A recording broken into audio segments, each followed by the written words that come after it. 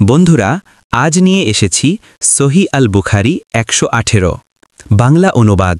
আবু হুরাইরা রাদিয়াল্লাহু বলেন, লোকেরা বলে আবু হুরাইরা অনেক বেশি হাদিস বর্ণনা করে, কিন্তু আল্লাহর কিতাবে কোরআনে দুটি আয়াত না থাকলে আমি কোনো হাদিস বর্ণনা করতাম না। তিনি আয়াত দুটি তেলাওয়াত করলেন, নিশ্চয়ই যারা লুকিয়ে রাখে আমি নাজিল করা স্পষ্ট নিদর্শনসমূহ ও পথনির্দেশ ২:১৫৯-১৬০। তারপর তিনি বলেন, মুহাজির ভাইয়েরা তাদের বাজারের ব্যবসায়িক কাজে ব্যস্ত থাকতেন, আনসার ভাইয়েরা তাদের কৃষি জমি ও সম্পদের কাজে ব্যস্ত থাকতেন, কিন্তু আমি আবু হুরায়রা রাসূলুল্লাহ সাল্লাল্লাহু আলাইহি ওয়াসাল্লামের সঙ্গে লেগে থাকতাম, সামান্য খাবারে তুষ্ট হতাম। তাই আমি অনেক এমন মাজলিসে উপস্থিত থাকতাম যেখানে তারা উপস্থিত থাকতেন না, আর আমি অনেক কিছু মুখস্থ করতাম যা তারা মুখস্থ করতে পারতেন না। বাংলা অনুবাদ। ১. কেন আবু হুরাইরা এত হাদিস বর্ণনা করতেন? মানুষ মাঝে মাঝে বলতো আবু হুরাইরা অনেক হাদিস বলে। আবু হুরাইরা পরিষ্কার করে বললেন, তিনি নিজের ইচ্ছায় নয়, কোরআনের আদেশে হাদিস বর্ণনা করেন। কোরআন বলেছে আল্লাহর নিদর্শন গোপন করা হারাম, তাই জ্ঞান গোপন করলে আল্লাহর পক্ষ থেকে শাস্তির ভয় আছে। ২. কেন অন্য সাহাবীরা তার মতো বেশি হাদিস বর্ণনা করেননি?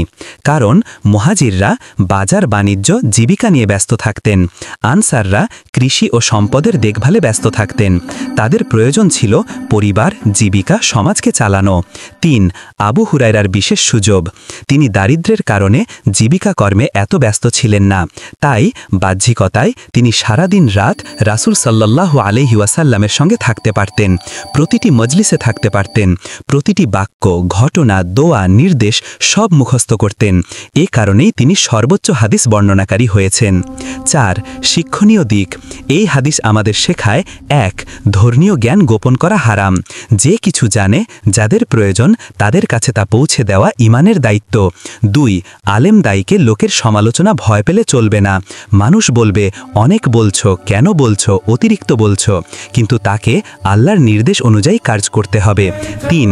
জ্ঞান অর্জনে সময় দেওয়া জরুরি, অনেক সাহাবী ব্যস্ততার কারণে প্রতিটি মজলিসে থাকতে পারতেন না, আজও যারা সময় বের করবে তারাই বেশি জানবে। ৪. ত্যাগ ছাড়া জ্ঞান আসে না, আবু হুরায়রা রাদিয়াল্লাহু তাআলা আনহু ক্ষুধা, কষ্ট, দারিদ্র্য সব সহ্য করে জ্ঞান অর্জন করেছেন। ৫. আমরা কত কিছু পাইনি কারণ আমরা উপস্থিত ছিলাম না। তিনি বলেন, আমি এমন মাজলিসে থাকতাম যেখানে তারা থাকতেন না। আল্লাহর জ্ঞানও এমন, যারা উপস্থিত থাকে তারাই পায়। বন্ধুরা, ভালো থাকবেন। আসসালামু আলাইকুম।